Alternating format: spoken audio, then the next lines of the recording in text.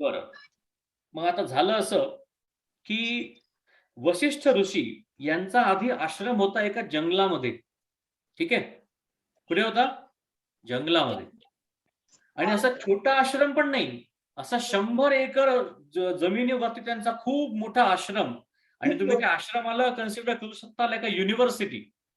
कारण त्या काळी हे जे सगळे ऋषी होते, त्या सगळ्या ऋषी आपापली स्वतःची युनिव्हर्सिटी चालवायचे. आणि अशाच एका वेळामध्ये असं झालं, की अ, त्यांचा एक जो शिष्य होता, त्यांचा सगळ्यात आवडीचा शिष्य, तो म्हणजे तो म्हणजे कोण? विश्वामित्र. पण विश्वामित्र तेव्हा होते राजा आणि नुसता राजा नाही, चक्रवर्ती राजा. आणि ते प्रत्येक वेळेला कुठे ना कुठे जायचे, फायटिंग करायचे, जिंकायचे आणि परत यायचे. जायचे, जिंकायचे, परत यायचे. जायचे, जिंकायचे, परत यायचे. आणि फायनली गेले सतत 3 वर्ष विश्वामित्रांची जी सेना होती, ती लोकांशी लढून, लढून थकली होती. मग त्यांना असं वाटलं, की आपण एक काम करूयात. आज आता आपण डायरेक्ट घरी नको जायला. सगळ्यांना आपण आउटिंगला घेऊन जाऊ. कुठे घेऊन जाऊ? बाहेर. आउटिंग, बाहेर फिरायला. मग फिरायला न्यायचं कुठे? तर आपल्या गुरूंच्या घरी नेऊ. मग गुरूंच्या घरी नेण्यासाठी सगळ्यांना घेऊन ते पोचले वशिष्ठांच्या आश्रमामध्ये. आणि त्यांनी तिथे बघितलं, वशिष्ठांच्या आश्रमात काहीही कमी नाही. एवढा मोठा 100 एकर जमिनीवरचा आश्रम आणि सगळं व्यवस्थित सुरू आहे. इतके लोक तिथे आहेत, सगळ्यांचं व्यवस्थित जेवण सुरू आहे. एका ठिकाणी गायींचा चारा सुरू आहे. एका ठिकाणी मागे छोटीशी शेती सुरू आहे. एकीकडे मुलं वेद शिकतायत. एकीकडे मुलांना धनुर्विद्या शिकवली जाते आहे. आणि या एकाच युनिव्हर्सिटीमध्ये इतक्या सगळ्या गोष्टी कशा काय सुरू आहेत, सगळ्यांना याचा अचंबा वाटला. मग फायनली तिथे पोचले विश्वामित्र त्यांच्या गुरूंपाशी. गेल्याबरोबर त्यांच्या पायावर त्यांनी असं डोकं ठेवलं आणि त्यांनी सांगितलं, "गुरुजी, मला तुम्हाला काहीतरी मागायचं आहे.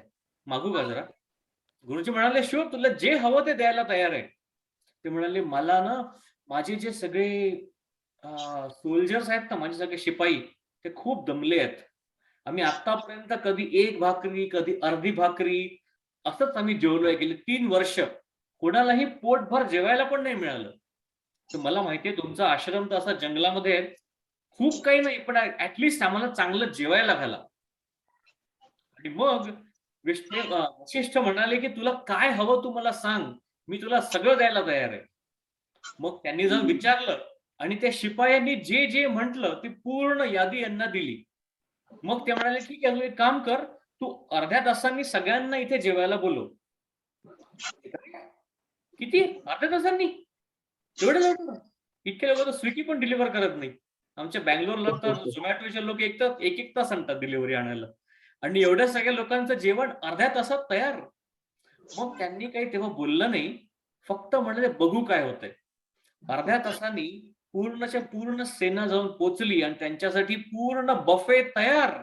सगळ्यांची जेवणं आणि त्यांनी जे वाक्य म्हटलं होतं सगळं त्यांच्यासमोर हजर. मग जेवण तर सगळ्यांचं झालं. पोट तृप्त झालं होतं, पण मन तृप्त झालं नव्हतं. काय?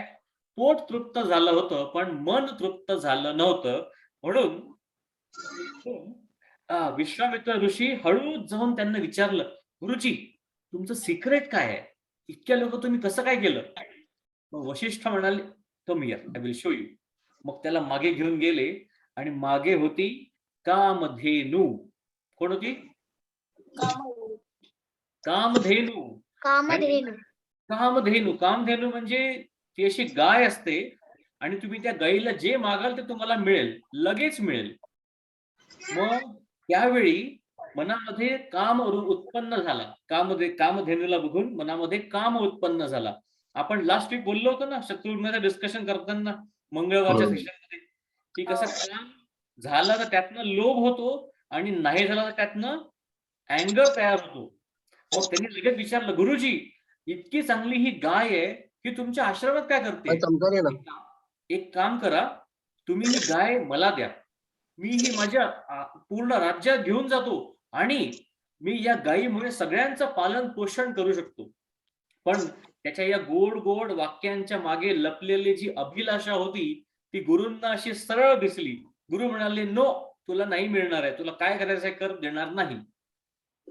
मग आता काम जेव्हा झाला नाही तेव्हा त्याचा झाला अँगर, आणि मग म्हणाले तुम्ही जर माझं नाही ऐकलं तर मी तुमची युद्ध करीन. ओके, तुमच्याशी युद्ध करीन आणि मग मी तुमच्याकडनं ही जबरदस्ती घेऊन जाईन. मग आता हे म्हटल्यावर मग गुरुजी लागले हसायला. वशिष्ठ म्हणाले तू माझ्याशी युद्ध करणार, बरं ठीक, काय काही हरकत नाही, तुला माहिती आहे ना मी ब्रह्मऋषी आहे म्हणून. मग ते म्हणतात तर मग काय झालं, मी पण चक्रवर्ती राजा आहे, मी पण तप केलंय, माझा पण जानवा आहे आणि मला सगळं येतं, मी नक्की तुमच्याशी युद्ध करू शकतो. ते म्हणाले ठीक आहे, नो प्रॉब्लेम. त्यांनी काय केलं असेल, त्यांनी म्हणजे कोणी, विश्वामित्रांनी एवढी मोठी तलवार घेतली आणि चालले धावत त्यांच्या गुरूंच्या अंगावर. गुरूंनी काय केलं असेल, जेव्हा तुम्ही ब्रह्मऋषी बनता तेव्हा तुम्हाला एक खूप मोठी अशी काठी असते तुमच्या हातामध्ये, आणि त्या काठीचे वर जे असतं त्याच्यात सगळी पॉवर असते. तर त्यांच्या अंगावर जेव्हा ते धावून गेले, त्यांनी फक्त काठी अशी टाकली ठाण खाली, आणि त्यांची पूर्ण शक्ती त्याच्यात ऍब्झॉर्ब झाली. आणि विश्वामित्र आजपर्यंत अनडिफिटेड, कोणीही त्यांचा पराभव करू शकले नाही, त्यांचा आता पराभव केला, ते पण निशस्त्र. मग विश्वामित्र म्हणाले ठीक आहे, तुमची आता जरा योग शक्ती जास्त आहे, मी पण आता तपश्चर्या करतो आणि तपश्चर्या करून मी तुम्हाला कसा हरवतो बघा. आता मी एक पुस्तक वाचलंय, त्या पुस्तकाचं नाव आहे फाइंड युअर वाय. काय नाव आहे? Find your why. तर फाइंड युअर वाय मध्ये सायमन सिनेकनी म्हटलंय की तुम्ही ज्या काही गोष्टी करता त्या गोष्टी करताना त्याच्या मागचं कारण काय असतं हे खूप महत्वाचं आहे. तुम्ही आपण बघितलं होतं जेव्हा रावणाने जेव्हा तपश्चर्या केली त्याचं कारण काय होतं? पावर घ्यायला. पॉवर घ्यायला. येस हिरा, हाय फाईव्ह, व्हेरी गुड. तसंच त्यांनी चांगलं काम केलं पण त्याच्या मागचं कारण चांगलं नव्हतं. तसंच विश्वामित्रांनी पण तपश्चर्या केली पण त्याच्या मागचं कारण काय, गुरूंना हरवायचं म्हणून. पण तपश्चर्या केली केली केली, त्यांच्यामध्ये खूप पॉवर्स येत गेल्या. मग काही वर्षांनी परत आले, म्हणाले आता are you ready? I am ready all the time. मग विश्वामित्रांनी त्यांच्या अंगावर असा हातामध्ये पूर्ण आगीचा गोळा आणि सोडला त्यांच्या अंगावर, आणि ती पूर्ण आग गेली विश्वामित्रांच्या हातातून, सरळ गेली वशिष्ठांकडे. त्यांनी फक्त त्यांची काठी पुढे केली आणि त्यांनी हे सगळं ऍब्झॉर्ब केलं. त्यांनी पाठवलं की एक तत्व चाललं नाही म्हणून, माझ्याकडे पंचतत्व आहेत, माझं पंचतत्वांवरती पूर्ण कंट्रोल आहे. मग त्यांनी जलतत्व काढलं आणि असं करून त्यांनी पंचतत्वांनी पूर्ण त्यांच्यावर अटॅक केला पण काहीही झालं नाही.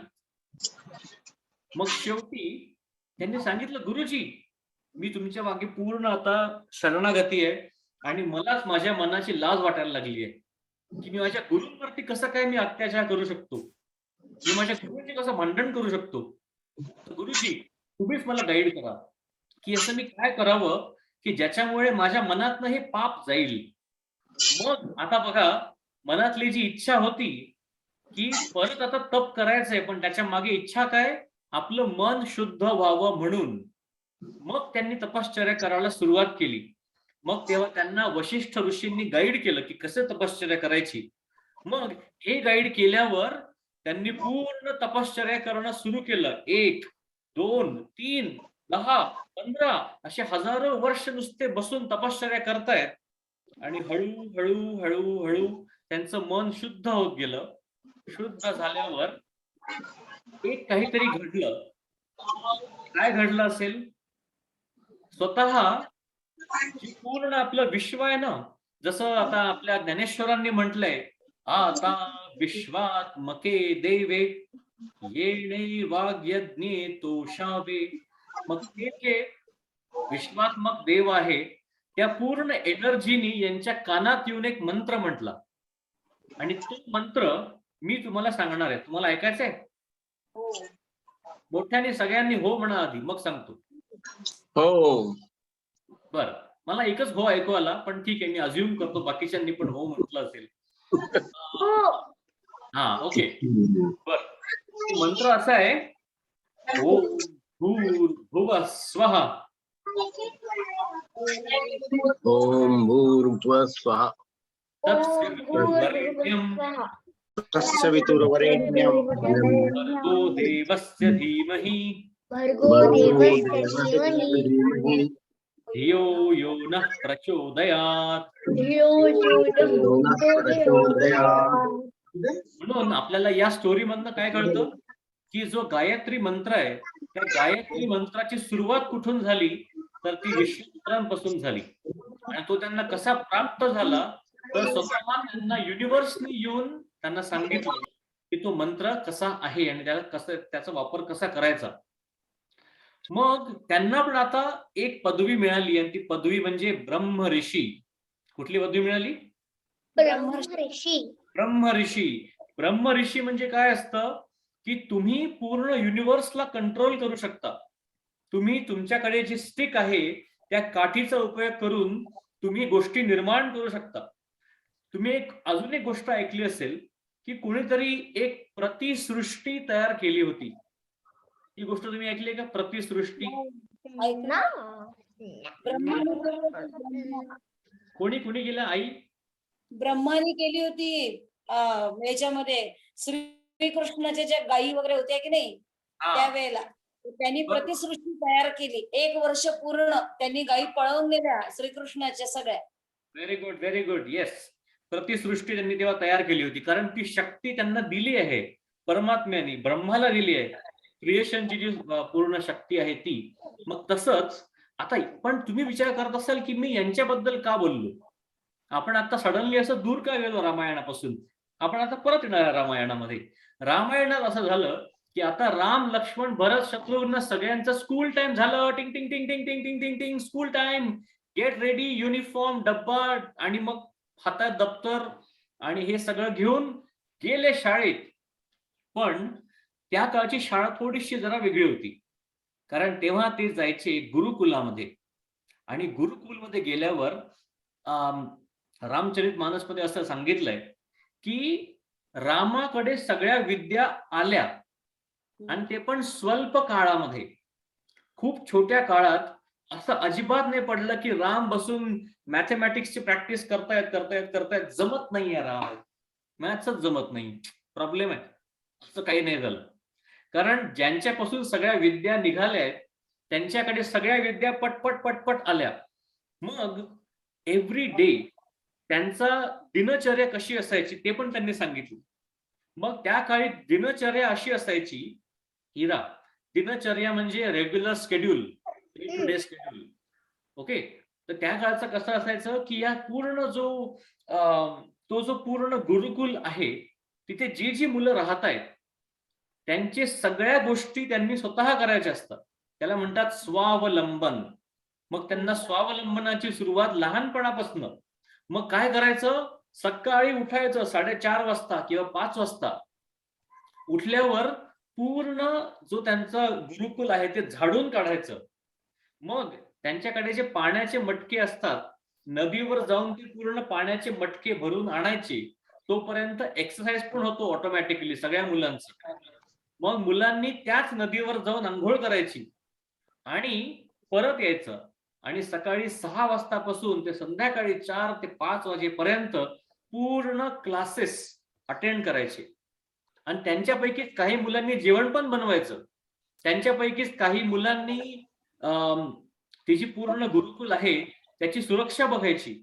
अशा सगळ्या जिम्मेदारी त्यांना लहानपणापासून दिल्यामुळे मुलांना डिसिजन मेकिंगची ॲबिलिटी येते. मुलांना कळतं की हे एक घर पूर्ण कसं चालवायचं हे त्यांना माहिती असतं. मग तिथे राम, लक्ष्मण आणि भरत आणि शत्रुघ्न याच्यामध्ये राम काय करायचे माहितीये?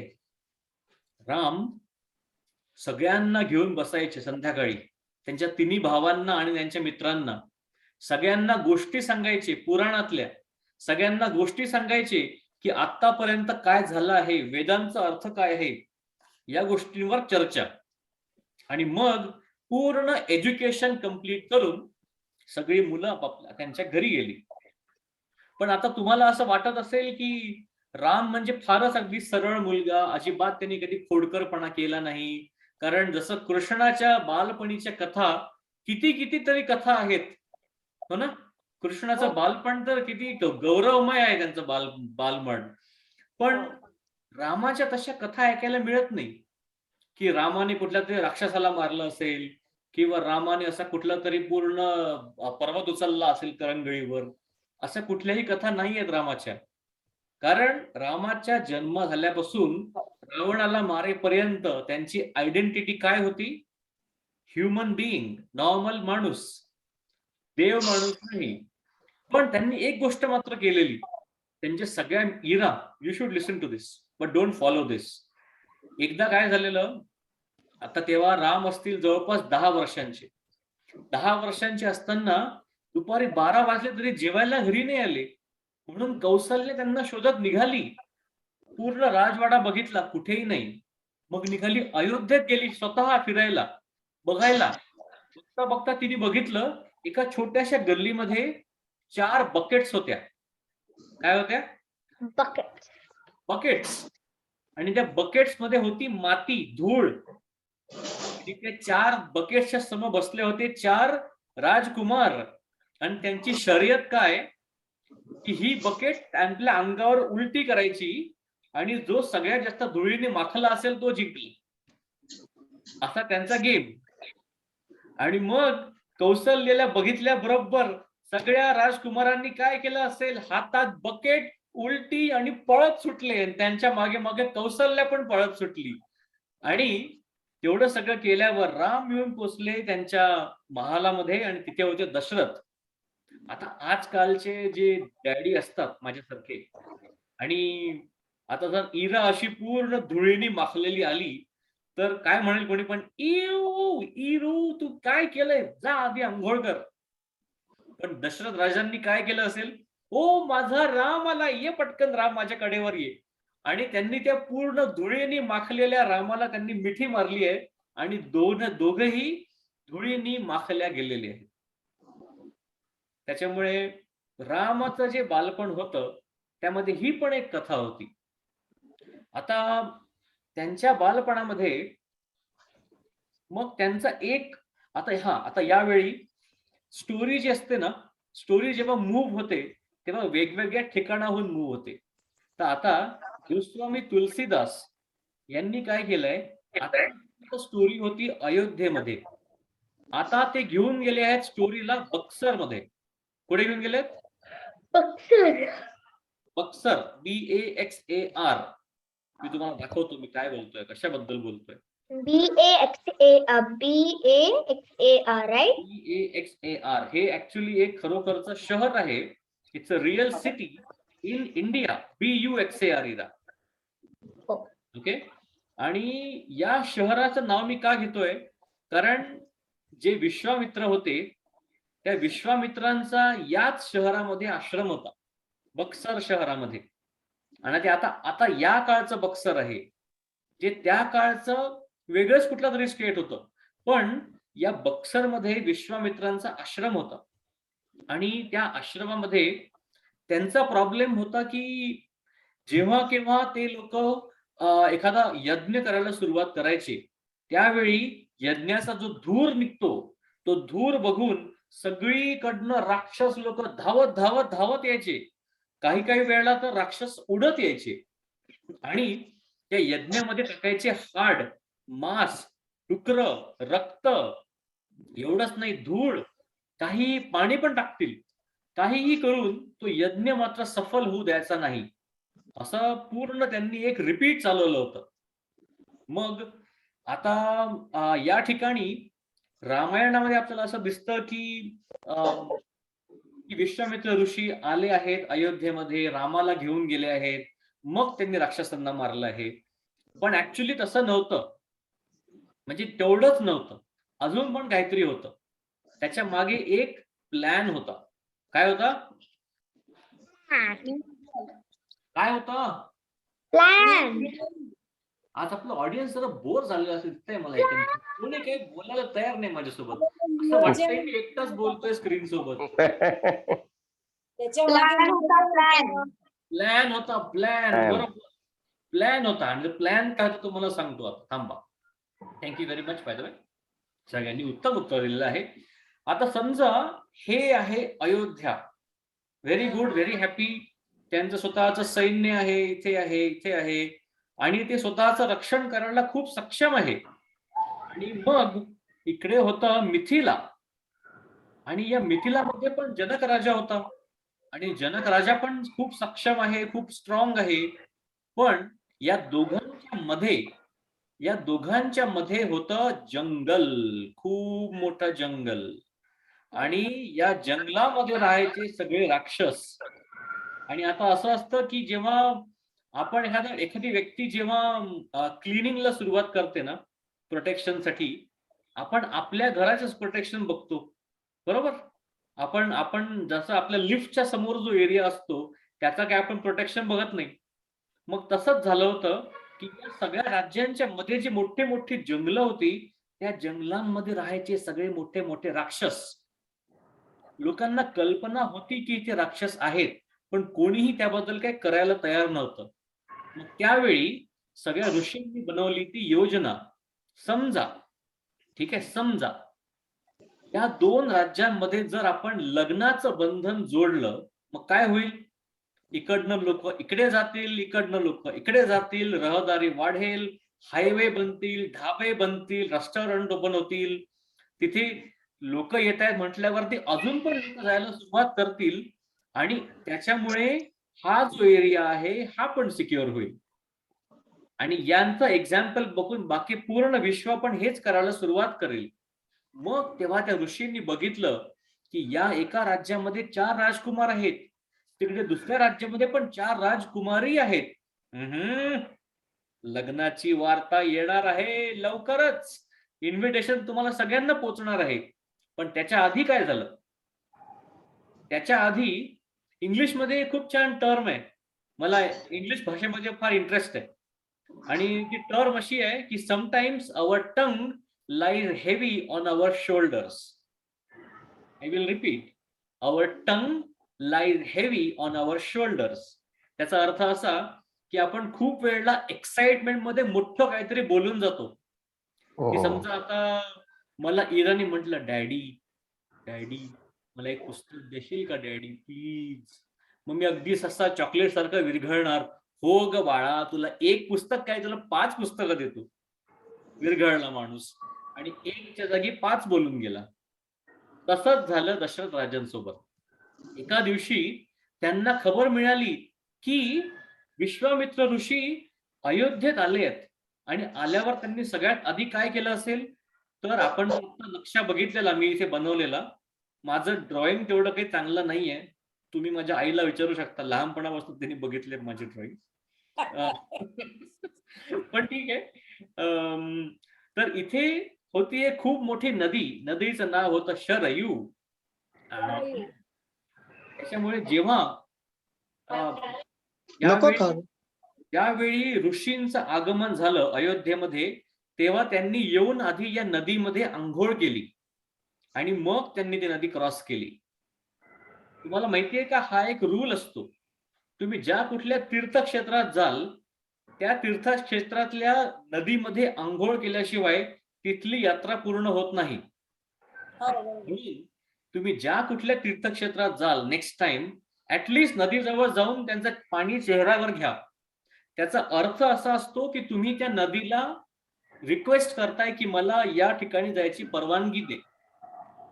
आता मग त्यावेळी जेव्हा विश्वामित्र ऋषी आले तेव्हा त्यांनी त्या नदीमध्ये आंघोळ केली, आणि मग सगळ्यांनी नदी क्रॉस केली. क्रॉस केल्यावर तोपर्यंत दशरथ राजाचे सगळे हे होते ना, स्पाईज, सगळ्यांनी जाऊन सांगितलं, आणि सांगितल्याबरोबर दशरथ राजा खूप खूप खूप खुश की माझ्या राज्यामध्ये चक्क ऋषीमुनी येत आहेत, ते पण विश्वामित्र. मग त्यांना भेटण्यासाठी स्वतः राजा त्यांच्या दाराशी आले. कुठे? अयोध्येच्या दाराशी. आणि बघितल्याबरोबर त्यांनी त्यांच्या पायावरती नतमस्तक झाले. मग त्यांनी विचारलं की ऋषी, तुम्ही येथे आला आहात, छानपैकी 10-12 दिवस राहा. मग त्यावेळी त्यांना ऋषी म्हणतात की राजा, मी न यावेळेला तुमच्याकडे असं राहण्यासाठी नाही आलोय, मला तुम्हाला काहीतरी मागायचंय. म्हटल्याबरोबर राजा परत खुश, अरे तुम्हाला जे पाहिजे ते दिलं. तुम्हाला जे पाहिजे ते दिलं, जबान दे दिया, promise made without knowing what is being asked. तसंच त्यांनी म्हटलंय की एक असा रूल असतो की जेव्हा तुम्ही खूप खुश असता ना, तेव्हा कोणाला काही आश्वासन नाही द्यायचं. जेव्हा तुम्ही खूप दुःखी असता तेव्हा काही बोलायचं नाही. आणि तुम्ही जेव्हा खूप रागात असता तेव्हा काही करायचं नाही. जेव्हा तुम्ही खूप खुश असता तेव्हा काय नाही करायचं? प्रॉमिस आश्वासन नाही द्यायचं, प्रॉमिस नाही द्यायचं. हो. तुम्ही जेव्हा खूप दुःखी असता तेव्हा काय नाही करायचं? काय म्हणायचं नाही. काही बोलायचं नाही. कारण आपण जेव्हा दुःखी असतो, जेव्हा आपण खूप सॅड असतो, तेव्हा आपल्या तोंडातनं काहीतरी शब्द निघून जातात आणि शब्द म्हणजे अगदी बाणांसारखे असतात. एकदा बाण सुटला की तो परत येत नाही. जर भीष्मांचा असेल तर परत येतो, पण ठीक आहे. म्हणून जेव्हा दुःखी असतो तेव्हा बोलायचं नाही आणि जेव्हा रागात असतो तेव्हा काय करायचं नाही? करायचं नाही. बोलायचं नाही. काही करायचं नाही. नाही इरा, काही ऍक्शन करायची नाही, शांत बसायचं राग आलेला असताना. ठीक आहे. मग मग काय झालं? दशरथ राजांनी ओव्हर प्रॉमिस करून बसले. मग थोड्या वेळाने ते पूर्ण ऋषींना आत घेऊन गेले आणि आता इथे त्यांनी सांगितलंय, रामचरितमानसमध्ये खूप छान त्यांनी डिस्क्राईब केलंय की त्यांनी त्या ऋषींना नेऊन, आता समजा एक आपल्या घरी जी बैठक आहे तशीच त्या दशरथ राजांच्या घरी पण बैठक होती. डावीकडे सोफे आहेत, उजवीकडे सोफे आहेत आणि सगळ्यांच्या मध्ये राजसिंहासन आहे. ते पण चक्रवर्ती राजांचं, पूर्ण पृथ्वीचा तो राजा. त्यांनी या गेस्टला काय केलं असेल, त्यांनी त्यांना डायरेक्ट जाऊन बसवलं त्यांच्या सिंहासनावर सिंहासनावर बसवलं. सिंहासनावर ऋषींना बसवलं, स्वतः त्यांच्या पायाशी बसले, त्यांचे पाय धुतले. मग म्हणाले आता तुमच्यासाठी आधी जेवण करा तुम्ही, मग आपण बोलू. मग त्यांचं जेवण झालं, त्यांनी थोडासा आराम केला, मग ते येऊन बसले. मग आता ऋषी पुढे काही बोलतील याच्या आधी 1 मिनिट ऋषी तुम्ही थांबा, 1च मिनिट थांबा. मग आपण आपल्याकडे जेव्हा पाहुणे येतात तेव्हा आपण काय करतो? इरा पटकन ये, पटकन ये. मग आपल्याला भेटायला कोण आले आहेत? Ira I am joking, Ira stay there, Ira stay there. You are joking with. जसं मी इराला बोलवतो तसंच दशरथ राजांनी राम, लक्ष्मण, भरत, शत्रुघ्न सगळ्यांना बोलवा पटकन. मग 4ही मुलं आलेत. मग आता काय झालं असेल मी तुम्हाला ड्रॉ करून दाखवतो. ओके. आता समजा हा आहे सिंहासन, याच्या खाली आहे या स्टेप्स, ही एक स्टेप आणि ही दुसरी स्टेप. ओके. आपण असं मागच्या वेळेला तसं बघितलं होतं, राम आणि लक्ष्मण नेहमी एकत्र असतात आणि भरत आणि शत्रुघ्न नेहमी एकत्र असतात. म्हणून आल्याबरोबर राम इथे बसले आणि रामांकडे ज्यांना बघत राहायची इच्छा होते ते जे भरत होते ते त्यांच्या पुढे बसले. ओके. भरत बसले इथे, मग लक्ष्मण बसले रामाच्या पायापाशी आणि शत्रुघ्न बसले भरतच्या पायापाशी. असे राम, लक्ष्मण, भरत, शत्रुघ्न बसले आहेत. आणि त्यावेळी दोहा असा आहे, अनुज सहित मोही देहू रघुराई. काय म्हटलंय त्यांनी? अनुज सहित.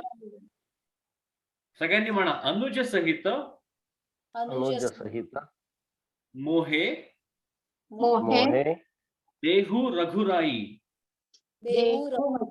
गुराई. म्हणजे याचा त्यांनी कुठेही असं म्हटलं नाही की मला लक्ष्मण द्या. त्यांनी म्हटलं मला भावासोबत राम द्या.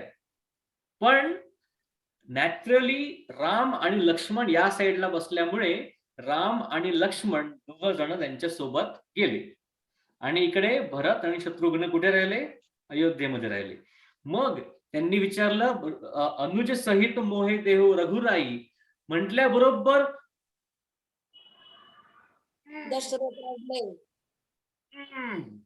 ते म्हणाले की तुम्हाला मागता येत नाही. तुम्ही मला पैसे मागा, तुम्ही मला भूमी मागा, तुम्ही मला माझं सैन्य मागा, माझ्याकडे मोठे मोठे शूरवीर शिपाई आहेत, ते मी तुम्हाला देतो, पण माझा राम माझ्यापासून नका नेऊ. आणि मग तेव्हा ते म्हणाले ठीक आहे, तुम्ही दिलेला शब्द तुम्ही टाकताय, तुम्ही दिलेला शब्द तुम्ही टाकताय आणि पूर्ण जे रघुवंश आहे त्यांचा प्राईड कशामध्ये आहे? प्राण जाई पर वचन न जाई. प्राण जाई पर वचन न जाई. एकदा दिलेला शब्द मोडता येत नाही कुठल्याही रघुवंशीला. मग तुम्ही मोडताय. मग तेवढ्या तिकडनं आले वशिष्ठ ऋषी. त्यांनी म्हटलं 1 मिनिट राजा इकडे या, प्रायव्हेट मीटिंग कोपऱ्यामध्ये या. मग त्यांनी प्रायव्हेट मध्ये सांगितलं त्यांच्यासोबत पाठवा, तुमचाच फायदा आहे, तुमचाच नाही सगळ्यांचा फायदा आहे. ते म्हटले कसा? आतापर्यंत माझ्यावरती विश्वास आहे ना तुमचा? ते म्हटले वशिष्ठ तुमच्यावरती पूर्ण विश्वास आहे. मग माझ्यावर विश्वास ठेवा, पाठवा, सगळ्यांचा फायदा आहे, पूर्ण जगाचा फायदा आहे. मग ते म्हणाले बरं ठीक आहे, राम आणि लक्ष्मण तुम्हाला दिले. मग त्यावेळी राम, लक्ष्मण आणि कोण? विश्वामित्र तिघ जण अयोध्येतनं हळू हळू हळू हळू बाहेर पडले. आणि ते लोक अयोध्येतनं बाहेर पडताना पूर्ण अयोध्या त्या रस्त्याच्या आजूबाजूला झाली. आणि या ठिकाणी राम विजय मध्ये असं दिलंय की त्यावेळी अश्रूंचा तिथे पूर आलेला अयोध्येमध्ये. पूर्ण अयोध्येला रामाचा विरह सहन होत नव्हता की आमचा राम आम्हाला सोडून जातोय. आणि फायनली ते जेव्हा गेले तेव्हा सगळ्यात पहिलं काम त्यांना जे केलं असेल ते जाता जाता त्यांनी राम आणि लक्ष्मणाला स्टोरीज सांगायला सुरुवात केली. म्हणजे असं पण नाही की तुम्ही आधी माझ्या सोबत या, माझा एक यज्ञ सुरू आहे, मी तुम्हाला यज्ञ दाखवतो, मग तुम्ही तुमचं काम सुरू करा. अजिबात नाही. निघाल्या बरोबर स्टोरीज सांगायला सुरुवात केली. आणि त्यांनी 2 बला दिल्या, 2 शक्ती त्यांना दिल्या. एक आहे बला आणि अतिबला. कुठली शक्ती आहे? बला अतिबला. बला आणि अतिबला.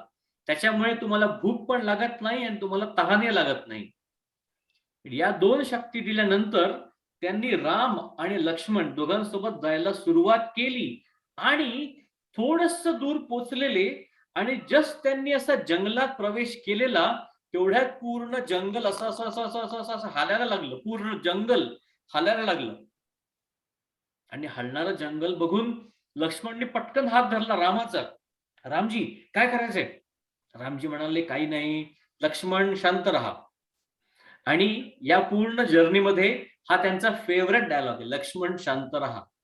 कारण लक्ष्मण हा पटकन एक्साइट होतो, लक्ष्मणाला पटकन राग येतो, लक्ष्मण मोठ्या मोठ्याने बोलतो. आणि आपण हे सगळं बघणार आहोत पुढल्या सेशन मध्ये. आपण जेव्हा भेटू राम आणि सीता यांच्या स्वयंवराला. पण त्याच्या आधी एक खूप छान युद्धावर आपल्याला बघायचं आहे. तर माझ्यासोबत युद्ध बघणार का? रामाचं पहिलं युद्ध त्यांच्या आयुष्यातलं. Yes yes. मग प्रॉमिस परत भेटायचं पुढल्या मंगळवारी युद्ध बघायला. हो हो. चालेल, okay yes yes. Okay, thank you thank you. मग आता एक काम करूयात.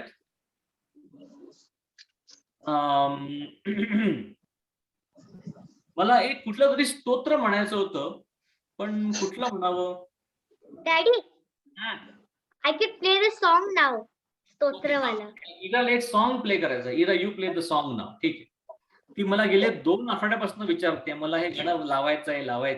लाव बाळा. 1 minute, I need to make you a co host for that. Okay, I am making you co host. हा लाव. आय होप तोपर्यंत सगळ्यांची जेवणाची तयारी झाली असेल. मोदींचं भाषण चालू झालंय. अरे हो का? ते बरं. आम्ही म्यूट वर ऐकतोय. अरे हिला पटकन लाव. तू आता हो. मोदींच्या आणि आजोबांच्या मध्ये उभी आहेस. 10 मिनिटं झाले.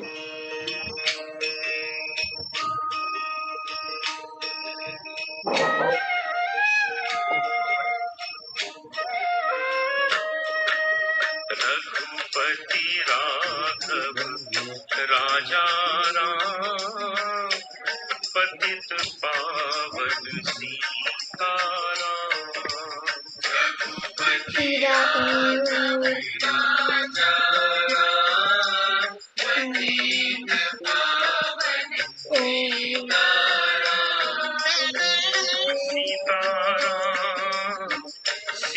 राम भज प्यारे तू सीताराम सीताराम सीताराम भज प्यारे तू सीताराम.